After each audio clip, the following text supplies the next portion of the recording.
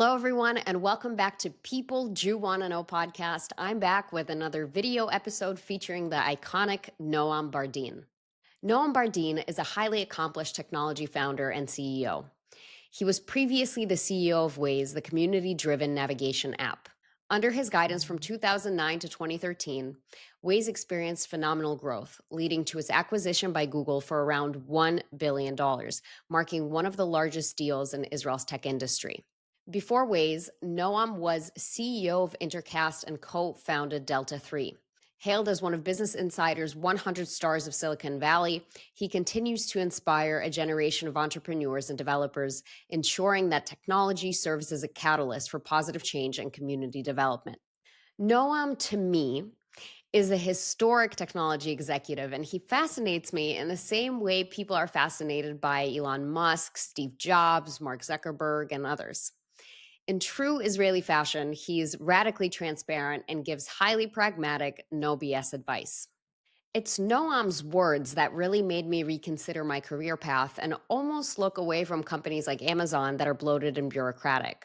After Waze got acquired by Google, Noam stayed on as an executive but left a few years later.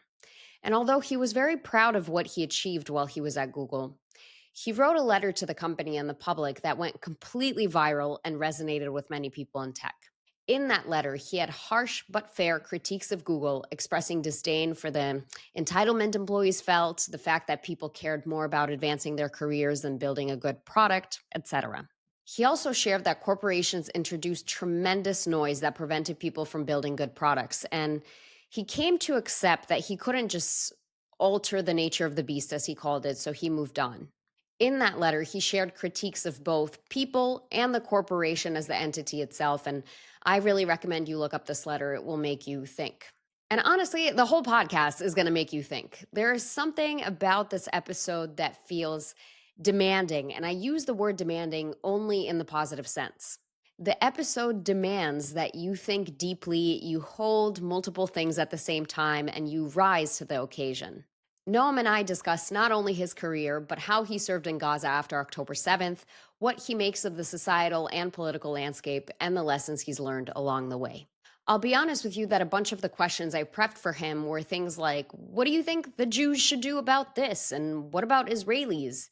But as the conversation evolved, I realized that those were the wrong questions to ask him. Why? Because as you'll hear Noam make the case, what we're seeing is far greater than the Jews. The Jews are certainly involved and in the spotlight, but we're just one dimension of a much larger issue unfolding in front of us. And although Noam is a proud Israeli and Jew, I would conjecture that he's viewing what's happening at a much more macro level than just Jews and Israel. Before we start, I'll also share a behind the scenes story. Noam doesn't know this, but I've wanted to have him on my show ever since I heard him speak on Michael Eisenberg's podcast. No matter how hard I tried, I couldn't seem to get a hold of Noam to invite him.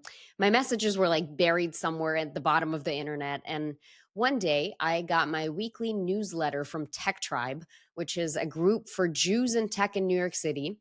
And I saw that they were co-hosting an event where Noam Bardin would be a speaker. I made sure that I could attend that event, okay? I made sure I found an opportunity to talk to him, and the rest is history. At that event, I asked Noam in the audience Q&A portion what role he thought religion played in all of this that we're experiencing today. And Noam proceeded to share that he actually thinks religion is the root of all evil and views himself more as a cultural or national Jew and Israeli rather than a man of religion. At the same time, in this interview, you'll hear him talk about things that he would consider fortuitous or almost like miracles. Specifically, he shares that he believes sometimes things have to be really bad for people to rise to the occasion, mobilize the masses, and effect change. I like to believe that these circumstances are sometimes prescribed onto us divinely, and only after the fact do we realize how miraculous they really were. And there's no shortage of stories like this in our Jewish history.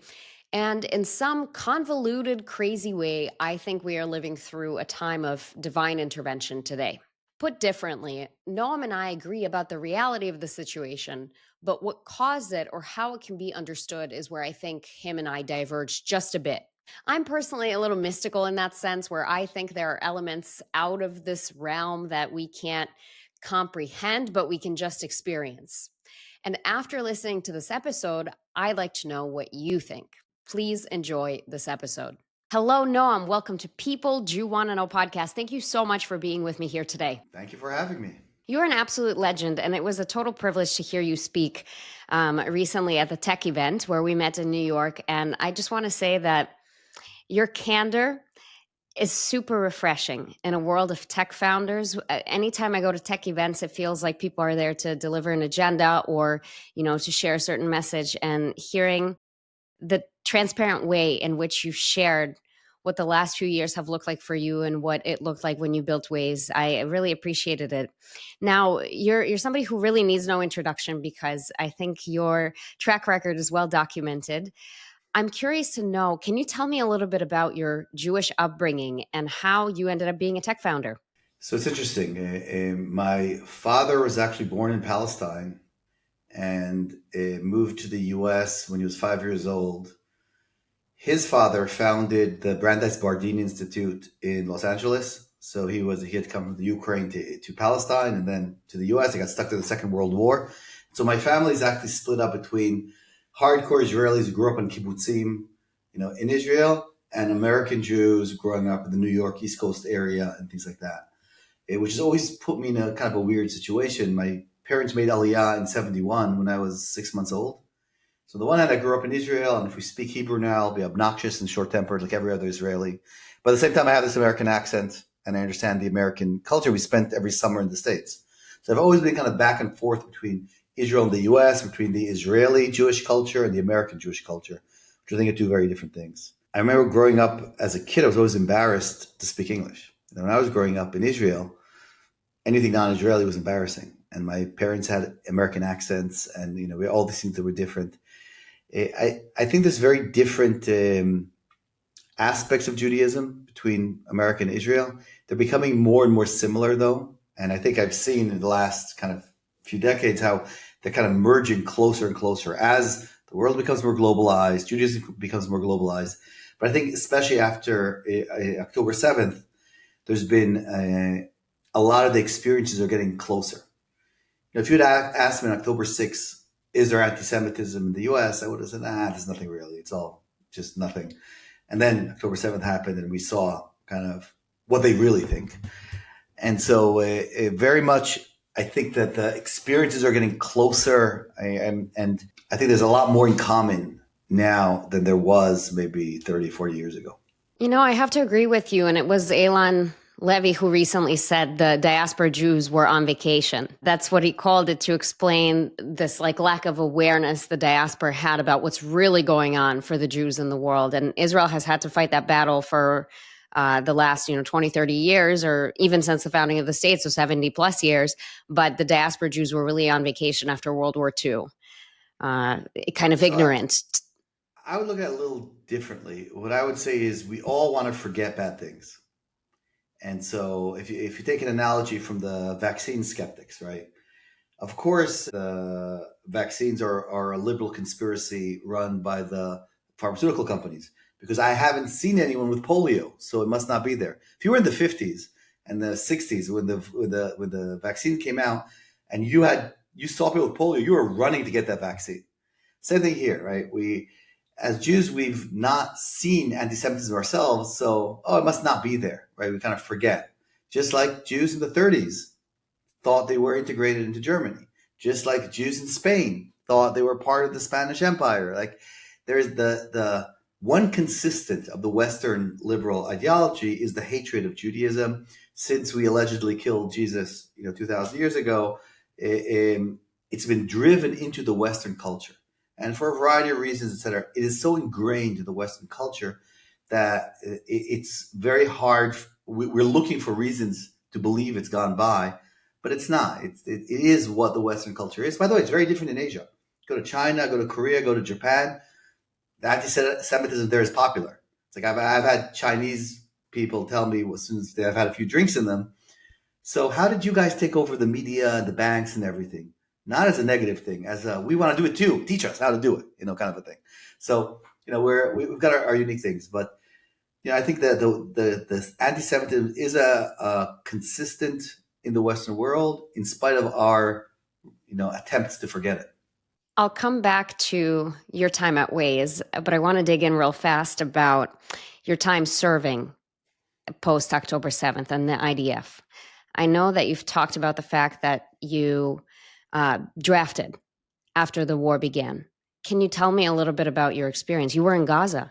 So, so in Israel, obviously, everybody goes to the army, and I grew up in Israel, and I was a special forces operator in one of the unique units in the army, and I more or less finished my reserve duty in my 40s. I'm 54 now, and just because I was living in the U.S. and I was living in the U.S., I moved to the U.S. in 2010 with Waze, and spent 8 years in California. Then moved to New York, Connecticut kind of area in 2018. Got stuck there in COVID, etc.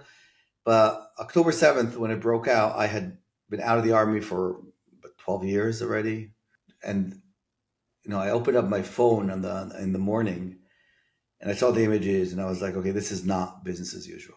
In Israel, we're used to the missile barrages from Gaza. Every 3-4 years, we have this kind of thing, and we're kind of used to it. But this was obviously something very different. And so I managed to get on the last flight out of New York back to Israel.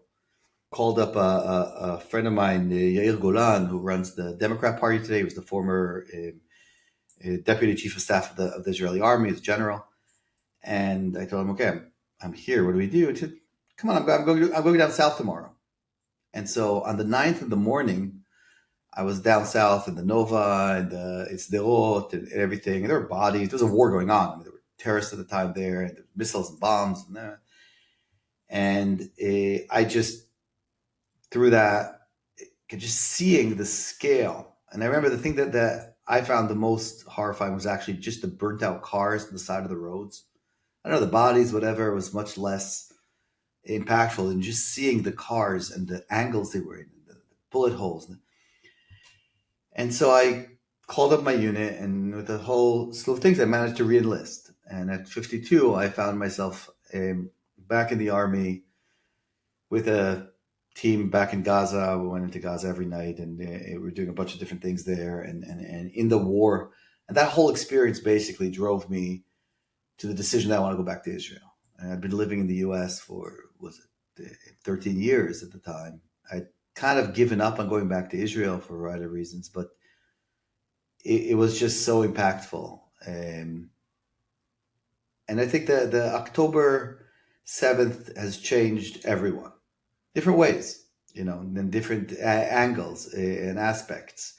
But it forced you to deal with your Judaism in ways that in the past you could let slide. You could ignore it. You could say, well, I'm Jewish just like you're Christian, or just like you're Buddhist, or whatever. But it's not. We're a very special, unique people with a unique history that you can't just assume is going to be okay. And people will remind you, if you think that anti-Semitism is over, or if you think the world's moved on, others will remind you that it's not. And I have two girls that were at the colleges at the time. One was at Yale, one was at Northwestern. And so they went through a lot of kind of what you as American Jews definitely have been feeling. We in Israel felt it very differently on our side of things. But I think there's a kind of a reawakening of Judaism that happened on the 7th, which is just a reminder of our role in the world, and the fact that the world, the Western world, needs us in many ways as their existential scapegoat, as their kind of go-to minority to hate. To me, it's absolutely incredible to see how many Israelis that were living in America went back and stood up for their country, stood up for their people. And I wish that every Jew saw their responsibility in helping protect Israel in whatever way they can, right? Not everyone has to serve, but everyone can protect in their own way. But that's a very unique thing about Israel, the fact that whenever a war breaks out, everybody goes back to Israel. But it's not that unique in the sense that Ukraine, similar things happened as well when the war broke out, right? There's nationalism is ingrained in our DNA and our home and whatever, and wars bring out the worst and the best in people. Like literally the best and the worst that humans can do come out in these extreme situations. And so one of the challenges we have is that we haven't had a global war in so long that people have forgotten what a terrible thing a war is. Your average Western person, grown up even, has not lived through a war. And so it seems like something that you read about in stories that happen somewhere else, different planet. This is stuff that doesn't happen to us. But it does. Regular people go through going through the regular life and have everything turned upside down. And I think the Ukraine and Israel are actually, who was it? Thomas Friedman, I think, says that Israel is off Broadway to the world's Broadway, right? Like what you see happening in Israel is what's going to happen in the world in the future, in the near future, right? And that's, I think, the off Broadway, Ukraine and Israel, the off Broadway of the world. Wars are back in style. The last 80 years seem to have been an anomaly in the sense of this idea that we can resolve things peacefully. I think we're going back to the natural state of man, which Hobbes had a lot to say about it. But however you look at it, 10,000 years of civilization, we've been killing each other. That's what we've been doing. And unfortunately, that's the natural state. And you see that in terms of now the investments in military technologies and militaries around the world. Obviously, Taiwan is on the verge. The 2027 project in China. If America will invade Venezuela tomorrow, like things 5 years ago you wouldn't have thought possible are now around the corner, right? And wars have a way of also driving other wars. It's not that you have a war and it ends. It just moves the conflict somewhere else. And so if you think about the next 80 years and you had to bet today, I think the bet would be, lots more military conflicts. And unfortunately, as humans, the human animal seems to need these kinds of conflicts to survive. As a Ukrainian person, I have to share that I empathize, and in some sense, I see a little bit of myself in you, and I'll tell you why. I always feel too Ukrainian for the Americans and too American for the Ukrainians, which I think is something you will understand because in some sense you are too Israeli for the Americans and too American for the Israelis, and your daughters also understand this too, splitting time between Israel and America. Now, coming to Waze, you had to relocate back to the US, which I'm sure was a big change after being in Israel for decades. How did that happen? How did that come about? What were your early days like? So that's been kind of the natural state of an Israeli tech entrepreneur. You're living between Israel and the US. That's always the case, whether you're in Israel, but it's now 5:30 in the afternoon, but I've got calls going on to like 9:30 p.m. tonight because that's when California and New York, et cetera, are awake. And when you're in the US, it's how do you deal with your Israeli engineering team that's in Israel? So this is kind of if you're in tech, this is the natural state. There's no market in Israel. Everything's US. So it's kind of natural. I've lived back and forth between Israel and the US all the time. I'm one thing I explain to entrepreneurs in Israel all the time is that there's no such thing as moving to the US too early. There's moving too late. But I've yet to meet an Israeli entrepreneur who said they moved too early because you understand everything differently when you're in the US. It's a different market. And, we talk about Israel as being kind of the number two, well, I guess putting aside China, right? But or the number two Western ecosystem for technology, but it's a very, very different ecosystem than Silicon Valley, even New York, which is, I guess, closer to Israel in many ways. But that's where the market is. So it's a natural state, and going back and forth was very natural for us. My kids speak English. My former wife was a American, and so it was very natural, this move back and forth. Can you tell me a little bit about your early days at Waze and what it was like? That's a big statement. So what is it? So when we started out with Waze, we were trying to do something that everybody told us was not possible. We were going to build maps, navigable maps with consumers and cell phones. Now, at the time, the common wisdom was you build maps with thousands or hundreds of trucks with LiDARs and equipment with thousands of employees. Like, this is how it's done. And I remember being laughed out of the room by the CEO of Navtech. There were basically two companies that owned all the maps of the world, Navtech and Telialis. And just getting laughed out of the room, this idea that we could have a bunch of volunteers and some consumer cell phones and actually build maps that would compete with these multi-billion-dollar companies. I think what was always unique about Waze is the fact that from the beginning, the excited community of people that were involved in it, the volunteers, the people that built this together with us, Their passion was there from day one. Even when the app was not very good from a consumer perspective, even if it wasn't clear if we could scale this, how we distribute it, whatever. But there was this core community of people who wanted to build this thing, and they wanted to do it very differently. And I think that energy really was the driving force. Now, we were in a very weird situation where in Israel, Waze took off very quickly, very big, very fast. But around the world, nothing was happening. Everybody likes to talk about Waze now, but at the time, nothing. In the US, we just couldn't get things going. It was extremely hard. And this is the other problem when you build a product in Israel and it works well in Israel, and then you want to take it global. The global world is not. America is about 50 times bigger than Israel on whatever metric you want to choose. But that doesn't mean that it's take Israel, now add another Israel till you get to 50. It's a different animal. It's one, then it's 50. It's not a gradual growth. So we had to rebuild the product, or change. A lot of things had to change. And none of that would have happened if I hadn't been living there. So, for example, when I moved I was living in Los Altos, or when I moved to the Bay Area, our office was in Palo Alto, and I specifically rented a house in Los Altos so they would have enough distance that I could drive a commute to work. If I would walk to work, I wouldn't get to use the app every day. So I had to create enough distance. When I moved to New York, we actually lived only like two miles from the office, even less. But I got a parking spot and a car in Manhattan at my home and at the office so that I could drive, because you need to live the experience yourself. And that's, I think, one of the big differences between a startup and a corporation is that everyone lives the product. The product is not your job. If you want a job, go work in a corporation. The product is what you actually live every day, and if you're not using the product yourself, there's a much bigger problem. And this is where it gets complicated in B2B products, medical device products, et cetera, where you could be working on a product that you don't use. In a consumer product, you're using it yourself, and which is also a great way to lie to yourself. Oh, I love the product, thus everybody must love the product. If I think the product is stupid, it must be stupid, right? So it's very easy to lie to yourself in consumer, but it's also part of the magic of consumer, that you have something that's actually helping you every day, and you are the product, right? You are the customer as well as the developer of the product. Ways changed human behavior in some sense. And I study behavioral science at Penn, which is why people behave irrationally.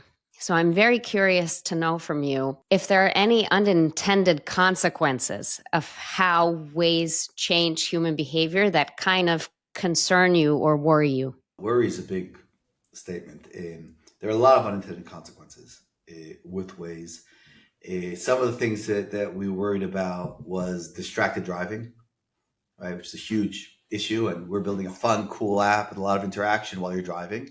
So that was always a very important tension. People love to joke about the fact that we used to have this pop-up that said, are you the driver, right? When you try to tap on something, it would pop up and say, are you the driver? If you're not the driver, they would unlock the screen. And we do that around distracted driving. In Israel, every Yom Kippur, there's this meme that goes around about, I apologize, God, to how many times I've lied and said I wasn't the driver when I was the driver, right? That we knew people were using it that way. And another unintended consequence is routing a lot of traffic through neighborhoods that we're not used to getting traffic. And again, this is the classic NIMBY kind of challenge of, we load balance the traffic across all the roads that you're allowed to use legally. And response to these neighborhoods is like, hey, if you're not allowed to drive the neighborhoods, then we won't send traffic there. That's up to your local city to decide. If they decide that you can drive, we'll route traffic. It's better for everyone that you drive through your neighborhood. At the same time, if your neighborhood never had traffic, it suddenly does, you don't care about everyone else, right?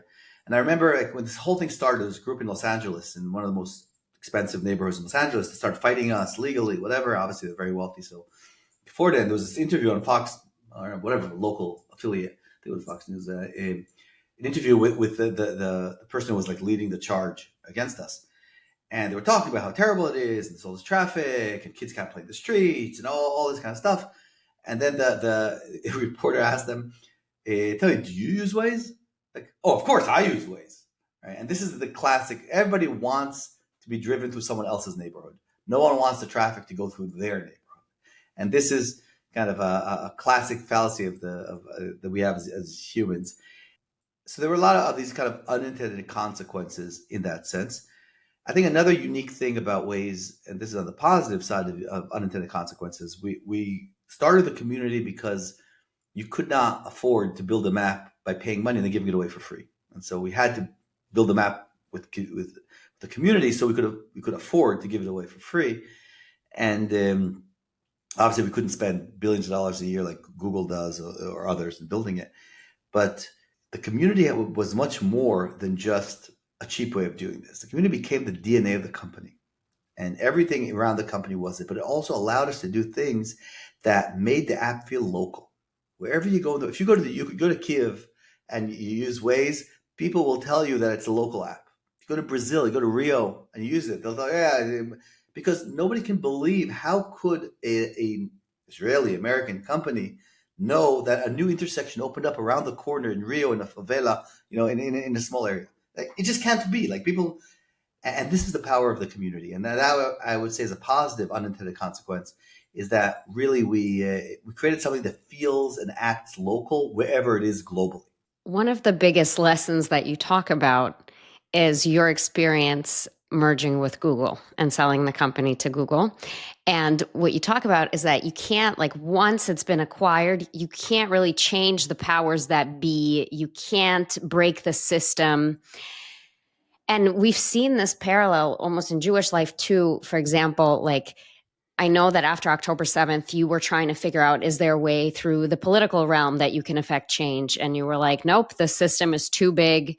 It's very hard to affect change. And even in the diaspora with the legacy Jewish organizations and how fundraising is done for Israel, everyone's seeing problems, but no one can affect this machine that's just running and running and it can't be changed.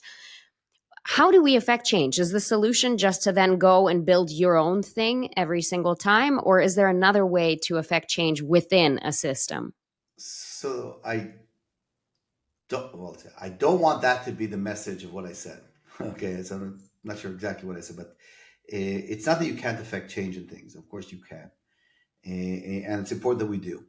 Okay, but that doesn't mean that you can always. There's a certain kind of a nature of a beast. Just like we talked about anti-Semitism, it's the nature of the Christian world, Western society to hate Jews. It's just baked in. Thousands of years of going to church and being told that Jews killed Jesus is ingrained in society. It's not going to change overnight. And now that doesn't mean that as Jews, our job is to basically get on trains and go disappear, right?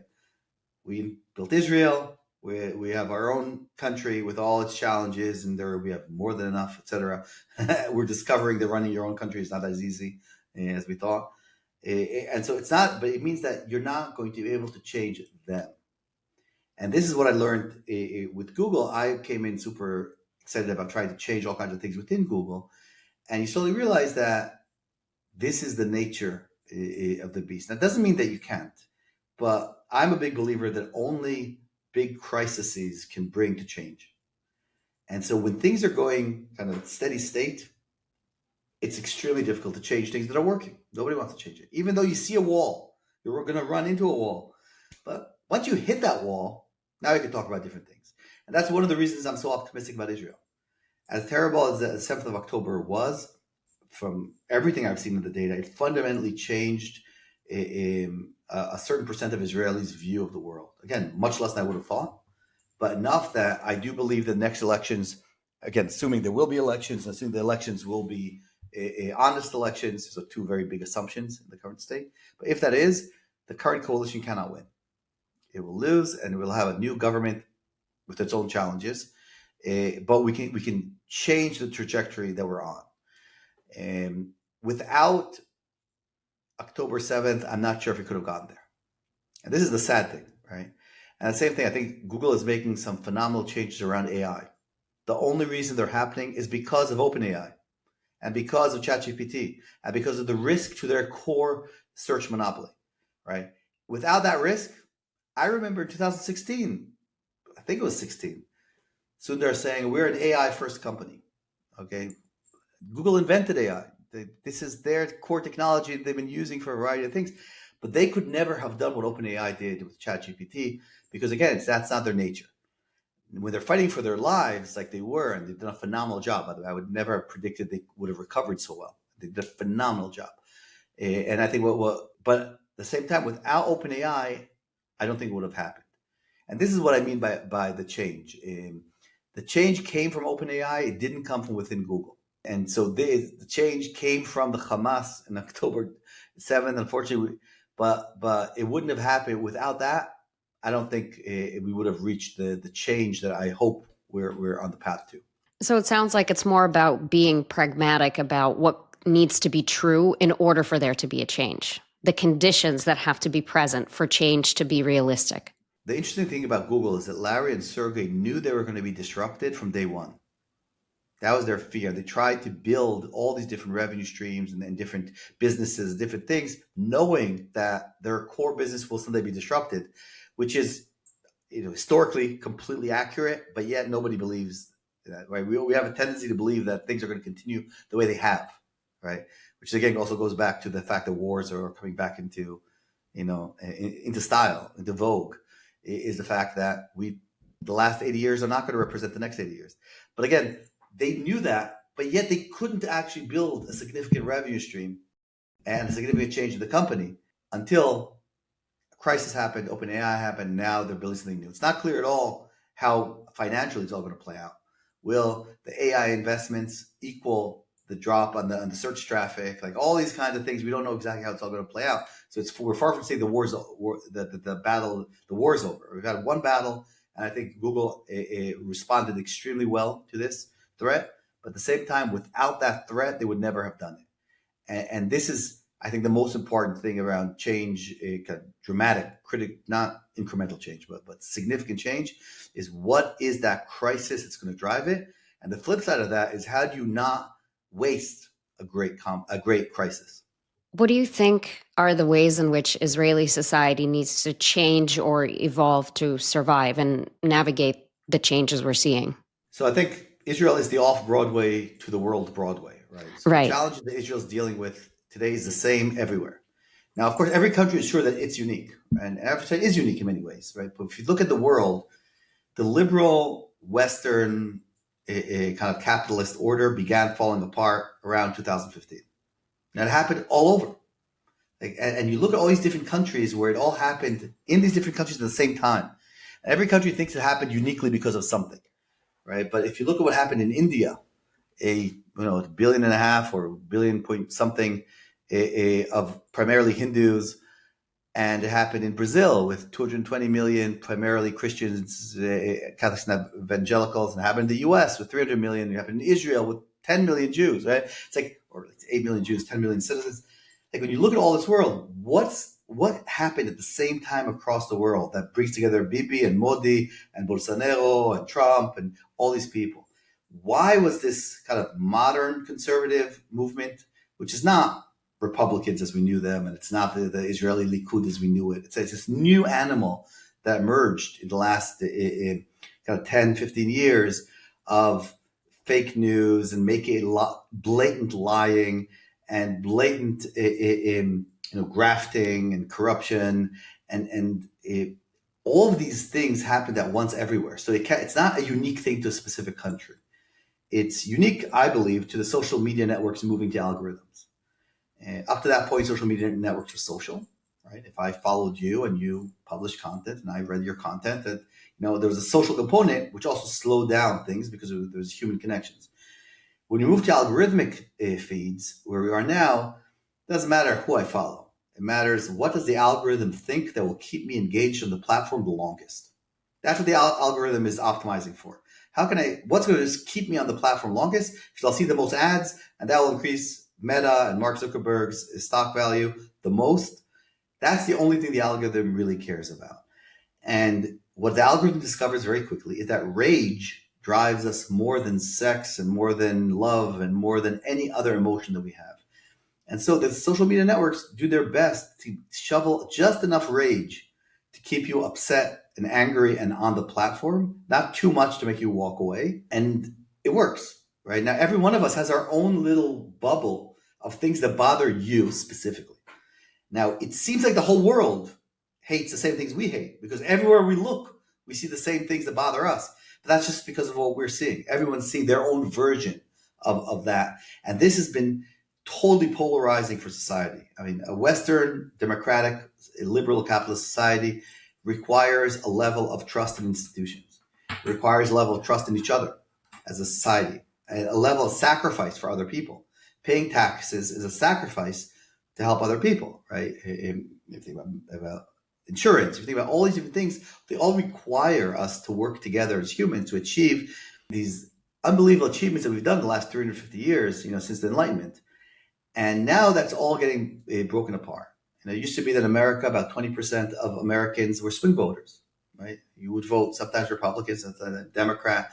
Democrats and Republicans would come together on issues. And today they can't agree on pedophilia. Like, they can't agree on the worst possible thing. There's an inability to legislate unless it's one-sided, because everything is political and everything is driven. There's no rationality. There's no numbers. There's no data anymore. This move away from science, right? I mean, this is my best example to this would be the end of the Roman Empire and the rise of Christianity in Europe and the Dark Ages and everything. That's where we're going, back to these superstitions, back to this storytelling without any facts behind it. And that's how we're trying to govern.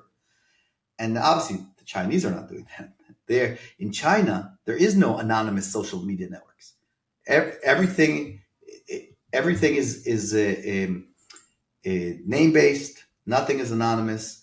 They're completely supporting and promoting science, etc. And we are going backwards, back to the Dark Ages of, well, let's bring church back into state, right? Religion did so well when it ran the show that let's try that again. 1,000 years weren't enough to teach us that it doesn't work, right? Like, we're making all these fundamental mistakes that we're going back to. And I think you can map it all back to the social media networks. At the end of the day, that's the only thing that really combines everyone in the world today. Where we don't even watch the same TV anymore. But it used to be that all Americans watch the same news, more or less, in the same TV channels. And no, today, if you go to red states and you go to blue states, they're watching different TV, they're listening to different music, they're living different lives, right? And that have less and less in common. And this, I believe, is our biggest challenge universally as the human race. It's our biggest challenge because we have real big problems. Global warming, climate change, whatever you want to call it, wars that are coming out right now, the rise of the fundamentalist Islam, which is taking over the world, like all these kind of things that require us to cooperate and work together. And instead, we're going back into our smaller and smaller and smaller groups. And this only supports the extremists. And the people who pay the price are obviously the moderates, the centralists, the majority of us. We are all sacrificing our way of life in return for the extremists getting what they want. Previously, when I had spoken to you, you had talked about how regulation is probably like the only way to enforce a difference. But I'm wondering if you think innovation or new businesses can help solve some of the issues that we see. Too late. I think it's too late. And it's too late on two levels. One is Meta, TikTok, these companies are too powerful and are too ingrained in the political system. Their lobbyists are too powerful. And more of that, the modern conservatives, and again, this is not the Republican Party that we knew, and this is not the modern conservative movement, is built for and in social media. And so they cannot allow this to fall apart. The liberal side is living in an imaginary world where rules matter and where, facts matter. And so they're completely out of the game. The conservatives are just evil and the liberals are just dumb. It's like, and us, the mass, which I think most of the people here would consider themselves moderates one way or the other, right? We're the ones paying the price, right? Having to choose. What is the idea of having to choose? Are you a liberal or conservative? Well, depends on what the issue is. Depends on what it used to be that the issues were issues are complicated. They're not black and white. There's solutions. We can negotiate. We figure out what works. We compromise. No, if you're only going to go to extremes, then we're going to get things much closer to authoritarian regimes. Authoritarian regimes overall have not delivered the goods. They have not really delivered what we need. If the last 350 years of scientific progress, it did not come from the Muslim world. It did not come from autocratic regimes or monarchies, etc. It came from liberal not in the sense of we think of Democrats, liberal in the sense of Enlightenment and modern states. So we're sacrificing all of this, and this goes back to what we're talking about, change management. I think we've missed the opportunity for this to happen organically. Obviously, people could have had enough and move away from the social media networks. I think the problem is they've hacked our biology, so we have a hard time doing that.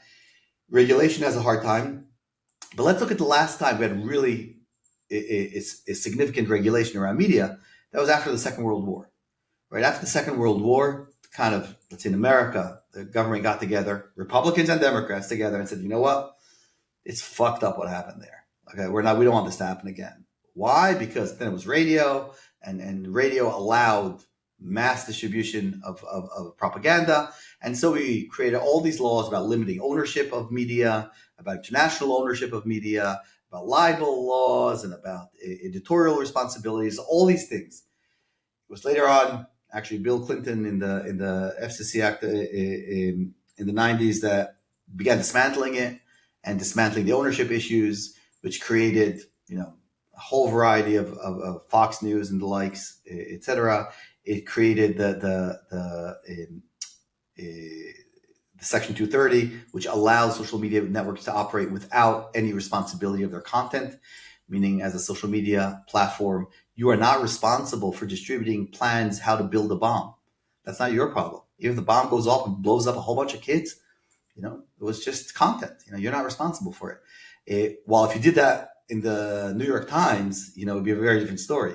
If CBS did what Fox News does, it would be a different story. Cable versus TV. So there's like a whole variety of things that we undid in the last 30 years for monetary reasons.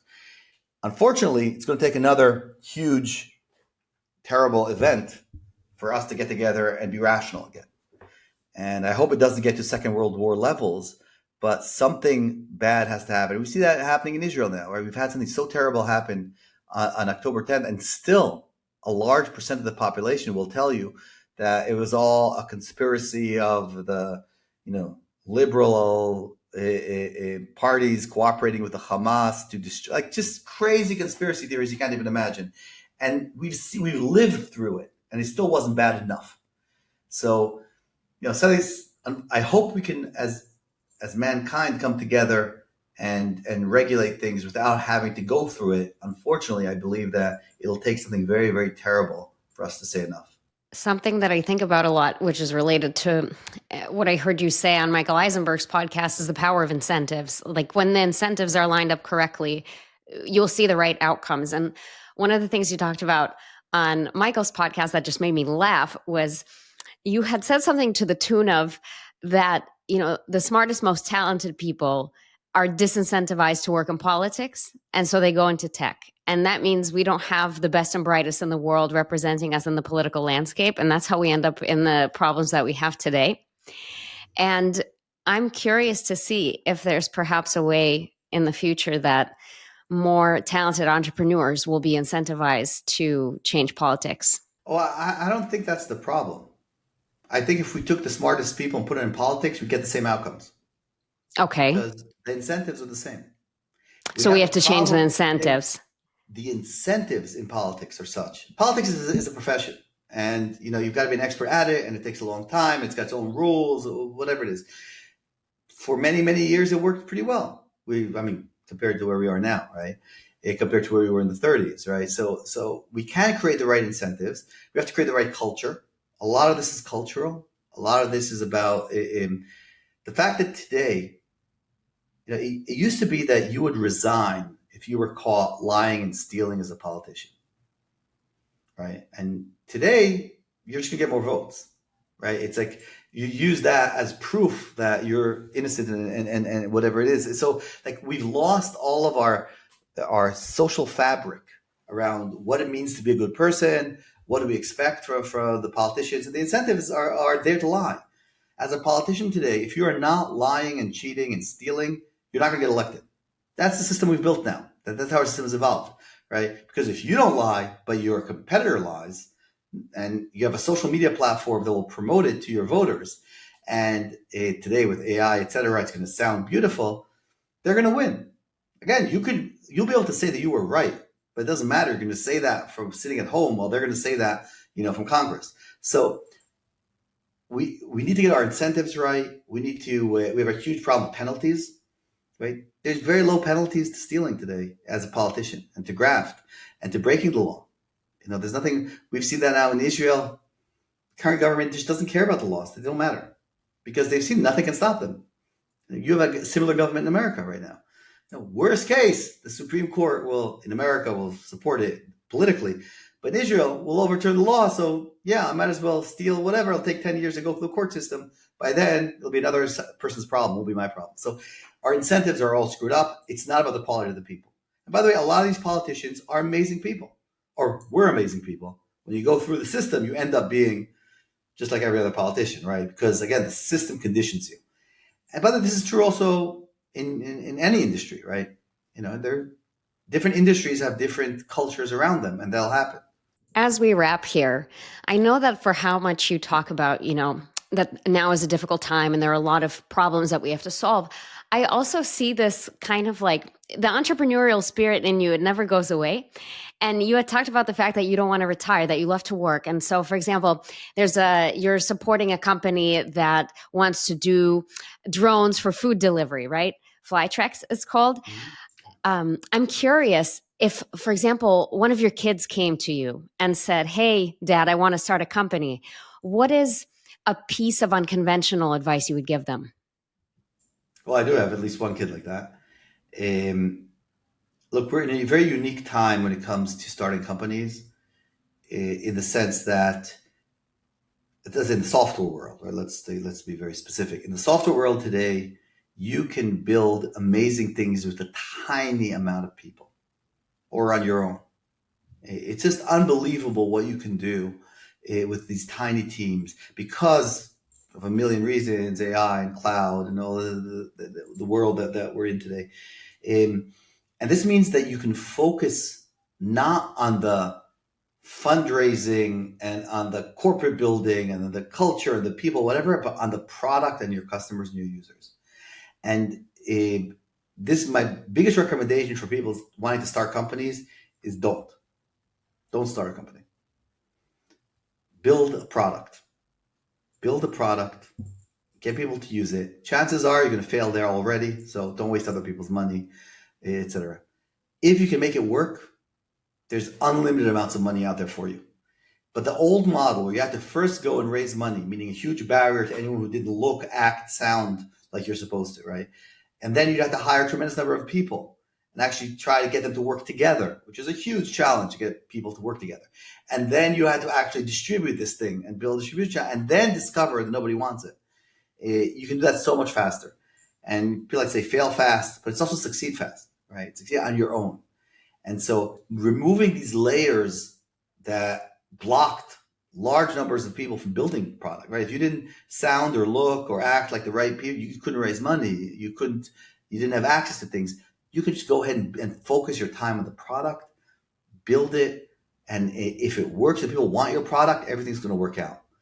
And I think that's the biggest change that happened there. And this is my recommendation to my kids. And I've had this conversation with one of my kids very often who wants to start something.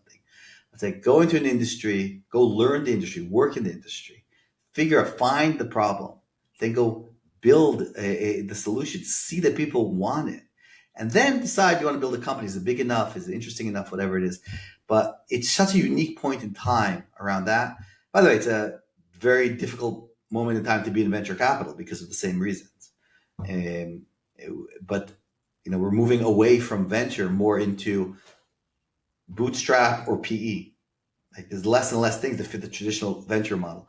But I'm very, very excited about the period of time we're in. I'm also excited actually that things are as bad as they are. That seems kind of weird, but I'm excited because again, to make change, things need to be bad enough. And the most evil people in the world, they know how to get almost to the line but never cross it. And only when you cross the line can most people muster up what it takes for change. And we saw that with Israel on the 7th. We knew everything was happening to Hezbollah with the Hamas and everything. We knew that for decades, right? But we couldn't bring the will to actually do something about it. you go, a weak political system, lack of leadership, but it's a fundamental flaw in democracies. Democracies have a very hard time using force, just not ingrained in what we do. Once we use force, there is no autocracy that can compete with or autocratic regime with the democracy, because our economies are better, our people are better, more motivated, whatever. And we see how we destroyed Hezbollah in a way that nobody would have predicted. And what we did to Iran, I mean, like, we fundamentally changed the Middle East, right? But we could never have done that, even if it was the right thing to do on our own. We needed that external stimulus to force us to do it. And that's what I'm hoping, that things can get bad enough, fast enough, that we will actually do something about the situation versus just getting used to it, right? The challenge of the evil people is to make things bad enough slowly, so you get used to it every time, and you don't actually go and rebel in the streets and demand change and do anything. And at the same time, once they piss us off too much, us as the majority, right, then, we'll actually get our act together. Tell me, how can people connect with you and keep in touch with your work? LinkedIn is the only social media platform that I'm on these days. But I think it's the least toxic platform today, for a lot of the reasons why China is surviving this, right? It's real name. It's who you are. You're not hiding behind anything anonymous. They fight bots. They fight inflammatory content. They try to keep it civil discourse. And so that's definitely the only place you'll find me. Awesome. And I have one final question for you. It's one that I ask every guest of the show. Who would you like to nominate for People You Want to Know? Alive and dead, right? Either one, both, whatever you would like. Person who I think is the most impactful Jew ever is David Ben-Gurion. I think when you look at what this man has done, the changes he went through, his foresight into the future, at the same time his ability to break bones and get things done, is something unique. And I think we've had a tremendous number of Jews that have done tremendous things, right? Everywhere, in every aspect of the world. I still think what he managed to do, and especially when he had to do it with a bunch of other Jews. It's one thing to get a bunch of goys to do something, but to get a bunch of Jews to do something and to agree to something is they say, 3 Jews, 10 opinions, right? Like, just his ability to found the state of Israel makes him the ultimate founder, the ultimate innovator, the ultimate visionary, combined with an executor. We've had great visionaries as Jews. We've had great executors, but to combine the two, he's very, very unique. And yeah, I'll do anything to spend time with him. Usually a person is one or the other. I would say most people, 99% of people are one or the other. For example, I'm an executor. I have no vision, but I know how to get stuff done if you tell me what the vision is. So it is a miracle. It's just something so admirable about him. I completely agree. Thank you very much for this nomination. And thank you so much for this conversation, for your time. There's a lot that you left me with that I have to think about. Well, luckily you're young enough, you have a lot to think about. I have time. Yeah, I have time to ponder. Thank you very much. Thank you. Have a great one. If you've enjoyed this podcast, please go ahead and rate us 5 stars. Be the first to hear our episodes by subscribing to People You Want to Know wherever you get your podcasts. And for exclusive content, follow us on Instagram at People You Want to Know.